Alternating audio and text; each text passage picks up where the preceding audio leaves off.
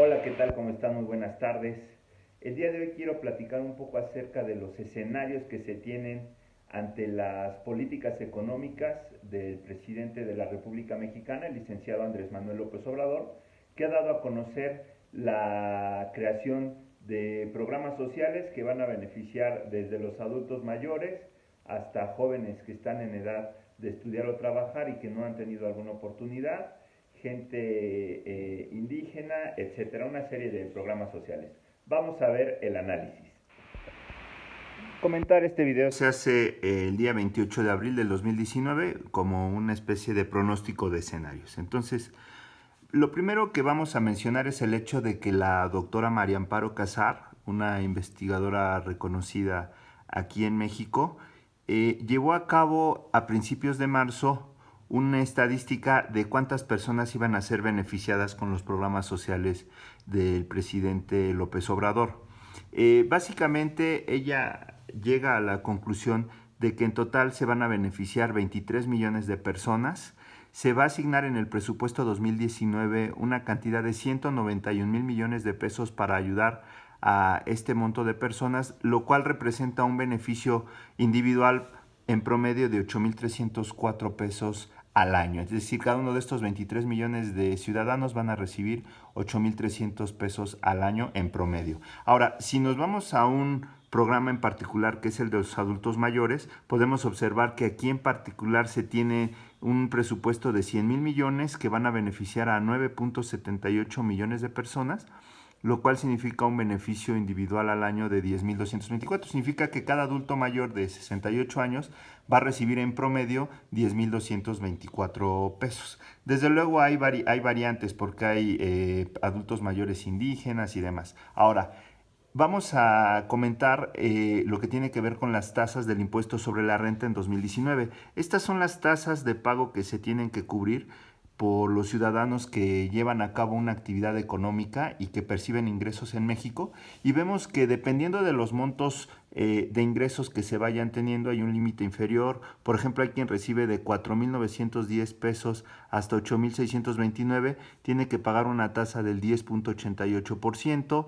Quien recibe entre 8,600 y 10,031 pesos del 16, de 10,000 a 12,000, 17,92, etcétera. Quien recibe más de 291,000 pesos y hasta la cantidad que sea, tiene que pagar una tasa del impuesto sobre la renta del 35%.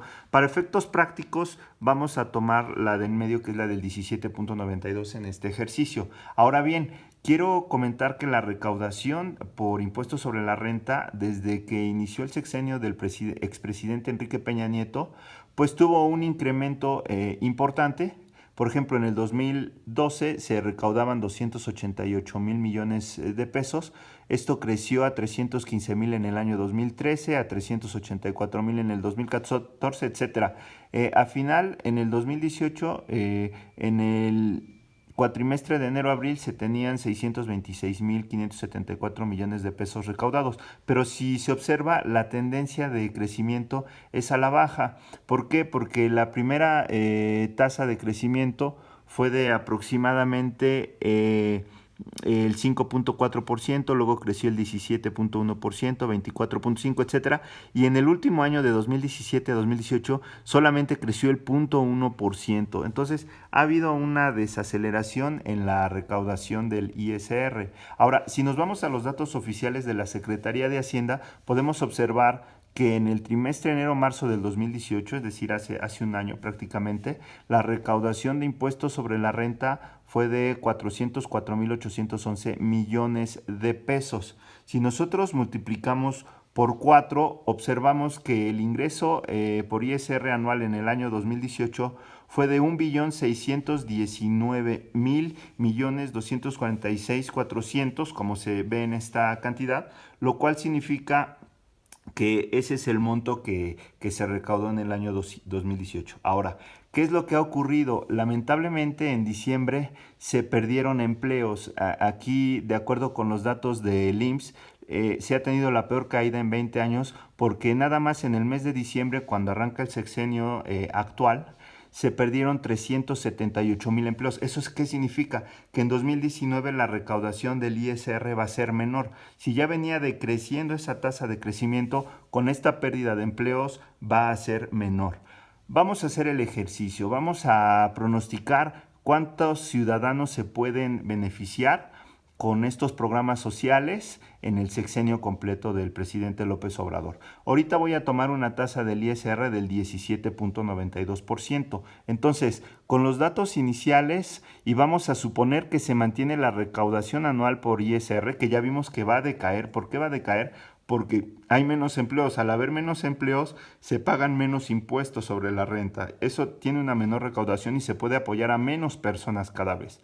Pero independientemente de eso, si nosotros asumimos que en este 2019 se va a destinar 191,000 millones para beneficiar a 23 millones de ciudadanos, estos programas sociales están exentos de ISR. ¿Qué significa? Significa que estas personas van a recibir una cantidad, pero no van a estar pagando el impuesto sobre la renta. Entonces, el fisco va a dejar de captar este primer año 34,239 millones de pesos. ¿Por qué? Vuelvo a repetir, porque son como becas. No es algo que le esté regresando al fisco un impuesto por el hecho de dar este dinero. Entonces, este año se pueden apoyar a 23 millones de personas, pero con este decremento en la recaudación, el año que entra ya no se va a disponer de los mismos 191 millones, se va a disponer ahora de 156 millones, de los cuales 28 van a perderse otra vez por efectos de la recaudación, lo cual nos va a bajar de 23 a 18 millones de beneficiarios.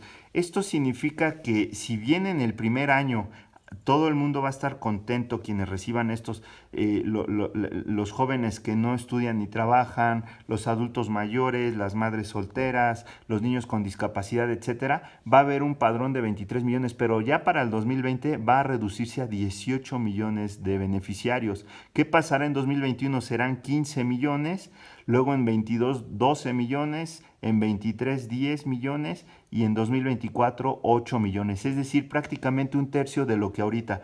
En pocas palabras, imaginémonos una cubeta en la cual la llenamos de agua al principio y empezamos a extraer un vaso con agua, luego otro. Si no abrimos esa cubeta para que se siga llenando y reponga lo que se está extrayendo, va a llegar un momento en que se va a acabar el agua que está contenida en esa cubeta. ¿Qué pasa si ahora ponemos a 30% la tasa del ISR? Vamos a suponer que fuera el 30%, pues va a caer de 23 millones en 2019 a solo 3,867,000 beneficiarios en 2024. Y la cosa se pone peor si aumentamos al 35 la tasa de recaudación, porque va a bajar a casi el 10%, es decir, 1 de cada 10 personas que están siendo beneficiadas en este año serán beneficiadas en el 2024. Va a bajar de 23 millones a solo 2,669,000 beneficiarios. ¿Esto qué va a ocurrir? Bueno, simplemente que en Hacienda se van a dar cuenta el año que entra que ya no va a haber tanto dinero y van a preguntarse ¿por qué ya no hay tanto dinero? Pues porque el dinero que se le está dando a estos programas no está regresando impuestos, simplemente se está dando y no está produciendo nada para el país. ¿Cuál sería una alternativa? Bueno, una alternativa sería invertir esos 191,000 millones en la construcción del aeropuerto, porque esos trabajadores, digamos, la mano de obra que va a estar ahí laborando, generaría esos impuestos que regresarían dinero a las arcas de Hacienda para que Hacienda pudiera destinarla de nueva cuenta a la inversión de otro tipo de obras. Me podrán preguntar, oye, ¿y qué pasa con el Tren Maya? El problema que tiene el Tren Maya es que es un proyecto incosteable. Se está hablando de 1,500 kilómetros, lo cual es una locura. Un servidor que vive en Toluca, se está construyendo el Tren México-Toluca, ya lleva más de 6 años y no se ha terminado y tiene un costo aproximado de 60,000 millones de pesos, es decir, que cada kilómetro cuesta 1,000 millones de pesos. Si ustedes multiplican 1,000 millones por 1,500 kilómetros es 1,5 billones de pesos lo que costaría. Ahora, hice un estudio que también está en mi canal de YouTube, en el cual se observa que tardaríamos 64 años en pagar esta obra. Es una locura en realidad. Entonces, concluyo. Como acabamos de apreciar, los números no cuadran. Yo no estoy diciendo que sea malo darle dinero a las personas que tienen más de 68 años, ni a las madres solteras, ni a los jóvenes que no trabajan ni estudian. El problema no es ese. El problema es que ese dinero que se está invirtiendo en estos programas es una riqueza o un ahorro que tiene el país, vamos a verlo desde esa perspectiva, que nos vamos a ir acabando poco a poco. Y si no tenemos una forma alterna de reponer esos recursos, difícilmente se van a poder sostener en el tiempo los programas. Ahora, si se invierte, por ejemplo, en la construcción de obras viables que ya tienen estudios y que se ha demostrado que van a regresarle dinero al país, como por ejemplo el aeropuerto de la Ciudad de México, entonces en ese caso pues ese dinero está siendo bien invertido porque, vuelvo a repetir, se va a regresar a las arcas del fisco, a Hacienda, con los impuestos que van a pagar los usuarios de ese aeropuerto. Se estaba platicando recientemente de la construcción de Santa Lucía, que había aparecido un cerro, que va a incrementar el costo en un 12-15%. Entonces, se están tomando decisiones que, lejos de beneficiar, por lo menos en una primera revisada así, sin mayor detalle, pues parece ser que no son las decisiones correctas. Simplemente nos remitimos a los números para dar un punto de vista y pues decir que es importante ir ajustando las políticas sociales, los programas sociales, para que no vaya a ocurrir esto de que tengo yo una cubeta llena con agua, le estoy baja y baja el nivel y de pronto me voy a quedar sin agua y pues toda esa gente que ya se había generado una esperanza de tener un recurso por parte del gobierno, pues al final se van a ir recortando programas. Espero que ya el gobierno tenga unas fuentes alternas y estarme equivocando, pero si no, lo que va a pasar, y lo van a ver ustedes en las noticias poco a poco, es que año con año va a haber menos beneficiarios de estos programas sociales. Agradezco mucho su atención y que tengan una excelente tarde. Gracias.